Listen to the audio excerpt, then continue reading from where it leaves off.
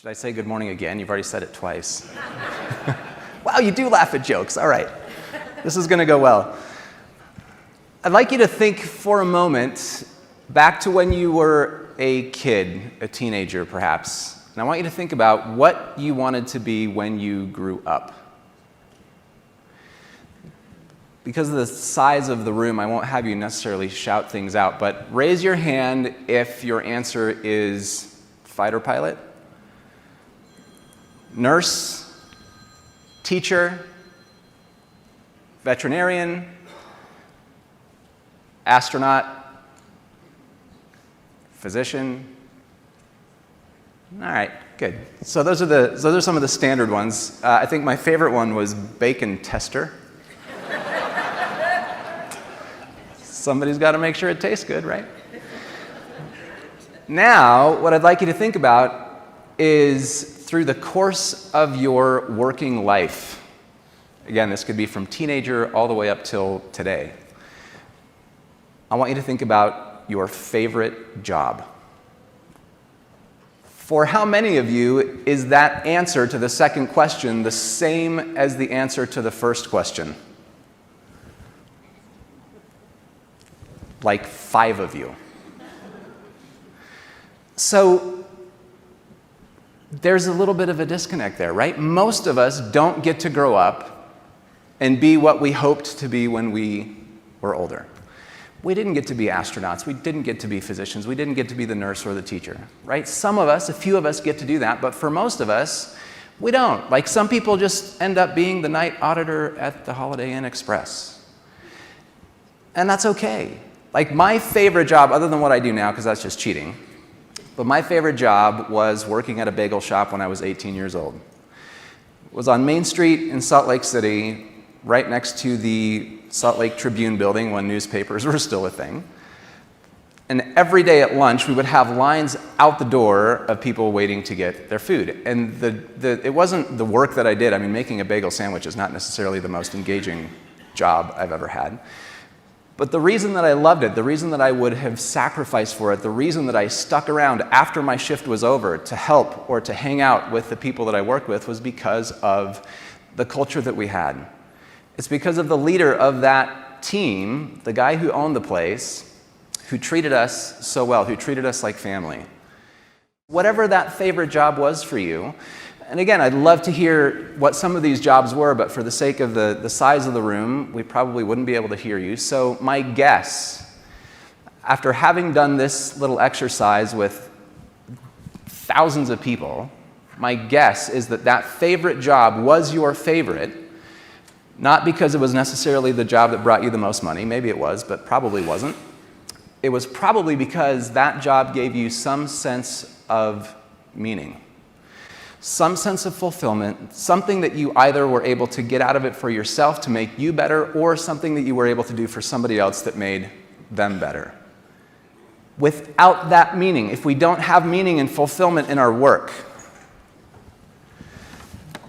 the only thing we are left with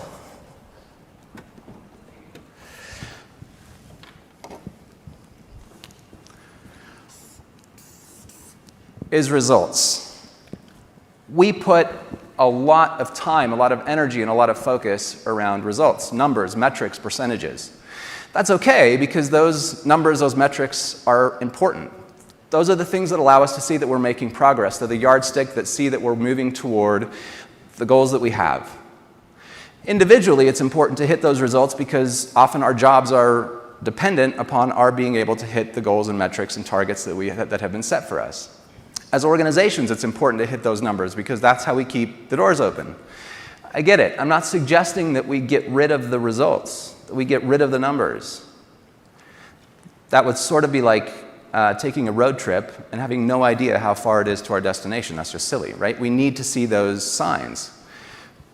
Los Angeles, 350 miles. Los Angeles, 200 miles. Los Angeles, 50 miles. Like we can tell that we're getting somewhere and it feels good. Those results are important. What I'm suggesting is that we often put an unbalanced amount of focus on our results, which means that the meaning, the fulfillment that we naturally seek for as human beings is down here while we put that unbalanced amount of focus on the numbers.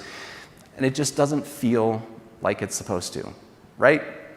Passion goes down, stress goes up. We start showing up to work because we have to, not because we want to.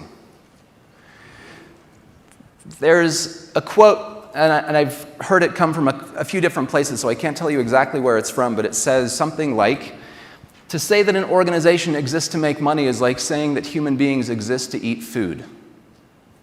Like, yeah, the food is important. Yes, the money is important, of course. But there's more than that. It's simply the fuel to help us do something more, something bigger.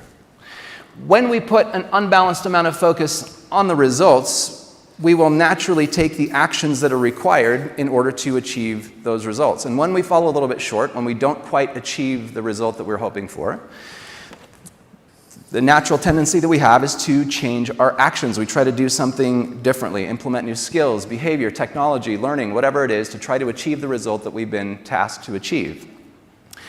When we do actually achieve that result, what happens? Well, now we've got to go to the next thing, right? The number now has to get bigger, and now we go back to our actions to try to do the things that we think we need to do in order to achieve that new, higher result. What happens if we're not careful is that we get stuck in what I call the hamster wheel of action and results.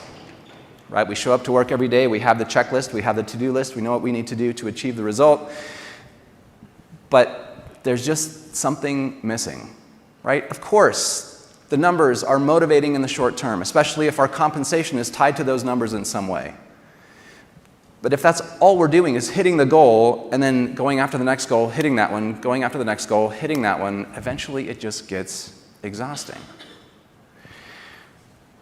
This hamster wheel is a problem for a lot of people, and I would imagine that most of us in this room, whether at some point in our career, have felt like we are just stuck in this hamster wheel, right? We get up on Monday morning, we go through the week, it's kind of a blur, we can't wait for Friday, we get that pit in our stomach on Sunday night knowing we have to go back to the job we don't really want to do on Monday. We get stuck in this cycle. This is a problem for a lot of people. Gallup does a worldwide engagement study. They found that around the planet there are about 3 billion employed people. And of those 3 billion people, there is a percentage of people who fall into one of two categories, either disengaged or actively disengaged. The disengaged folks are those who, when you ask them, how's work, they'll respond, it's fine. The actively disengaged folks are those who, when their feet hit the floor in the morning, their day actually gets worse because they have to go to work. What percentage of that 3 billion people do you think fall into those two categories? Yell out some numbers. 8. Let's start optimistic, shall we? 80. What else? 30. 30. I love you, Leander. Thank you. 30. Anybody else? 75. We're back up to where we don't want to be. It's 87%. Right? 87% of our human family would just as soon drive their car into an irrigation ditch as go to work in the morning. This sucks. This is not the way it's supposed to be. And we sit in here, we laugh about it, and some of us are kind of like, ha ha ha, that's me. Right?